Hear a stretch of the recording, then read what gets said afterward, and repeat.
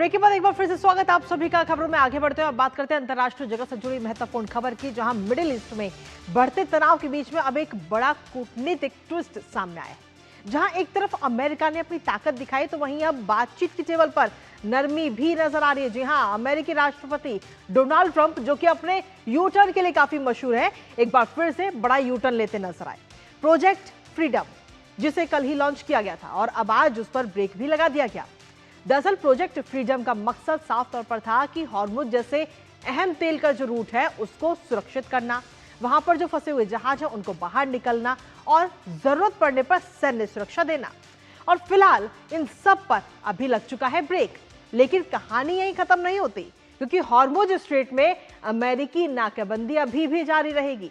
यानी एक तरफ बातचीत और दूसरी तरफ दबाव की रणनीति। अब ऐसे में सवाल ये कि क्या ये शांति की शुरुआत है या फिर एक रणनीतिक चाल, जानेंगे अपने सहयोगी से। उससे पहले आपको बताते हैं प्रोजेक्ट फ्रीडम पर ब्रेक।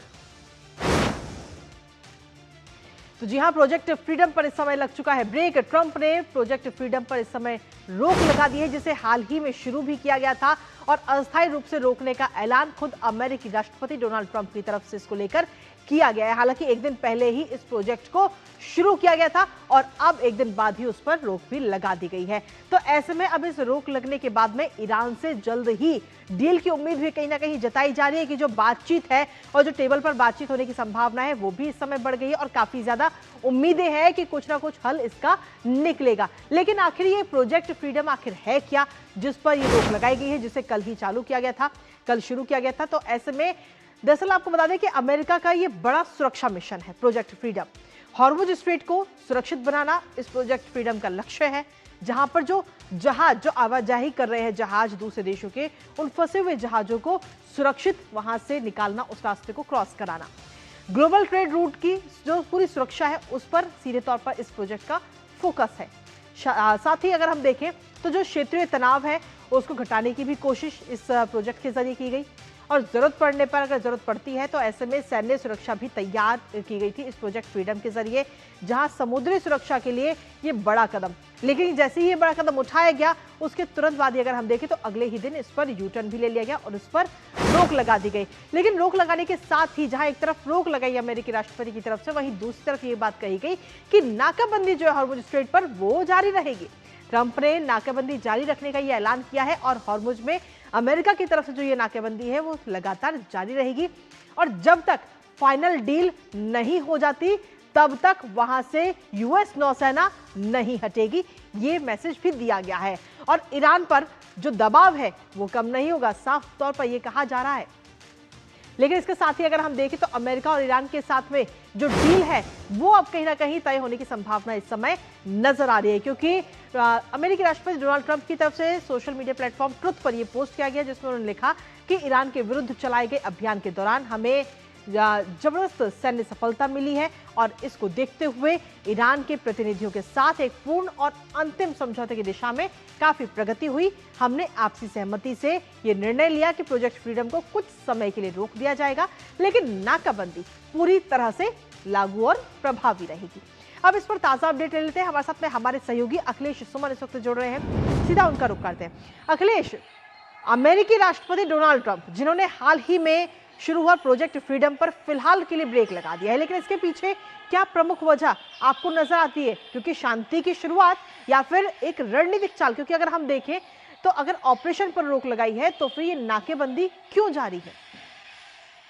देखिए, दोनों एक दूसरे से जुड़ी बात है। ऑपरेशन पे रोक लगाई है, ऑपरेशन फ्रीडम पे रोक लगाई है।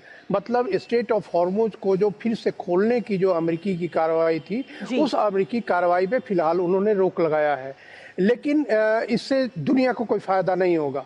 इससे ईरान को मात्र थोड़े समय के लिए राहत की सांस लेनी हो सकता है, वो ले सकते हैं, क्योंकि उनको लगेगा कि हाँ जी, हमारा जो दबदबा है स्टेट ऑफ हॉर्मुज पे बना हुआ है। और शायद इसी वजह से ईरान को अमेरिका ने ये छूट दे दी है कि थोड़ी देर के लिए आप राहत की सांस ले लीजिए। लेकिन जो ईरान का जो मेन ट्रेड है, वह मेन ट्रेड, ईरान का अपना ट्रेड जो है वो स्टेट ऑफ हॉर्मुज से नहीं, बल्कि उनका जो गल्फ ऑफ ओमान है, उनका जो अरब सागर है उसकी तरफ जो जहाज जाएंगे उन जहाज़ों से उनका ट्रेड होता है।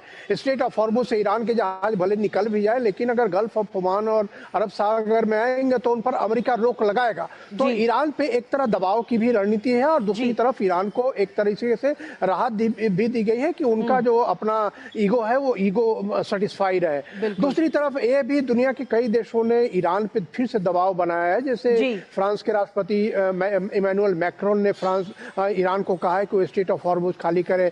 उसके बाद जर्मनी के चांसलर जो है मर्ज ने कहा है ईरान को कि वो स्ट्रेट ऑफ हॉर्मुज खाली करे। उसके बाद जो है ब्रिटेन के प्रधानमंत्री कीर स्टारमर ने कहा है। तो ईरान पे दूसरे देश भी दबाव बना रहे हैं, लेकिन कोई और भी देश अमेरिका के साथ अभी कोई सैनिक कार्रवाई के लिए स्ट्रेट ऑफ हॉर्मुज में नहीं आ रहा है। तो ये सारी वजह है जिसके चलते अमेरिका ने कहा है कि अगर ईरान अभी कुछ बातचीत के लिए तैयार है, जो उनको मीडिएटर की तरफ से संकेत मिला। और उधर हमने देखा कि ईरान के विदेश मंत्री अब्बास अरागची अभी चीन गए हुए हैं, उन्होंने चीन के विदेश मंत्री से बात की है। उधर सर्गेई लावरोव और जो रूबियो हैं, जो अमेरिका के विदेश मंत्री, रूस और अमेरिका के विदेश मंत्री लावरोव और रूबियो के मार्को रूबियो जो अमेरिका के विदेश मंत्री, इन दोनों के बीच भी फोन पे बातचीत हुई है।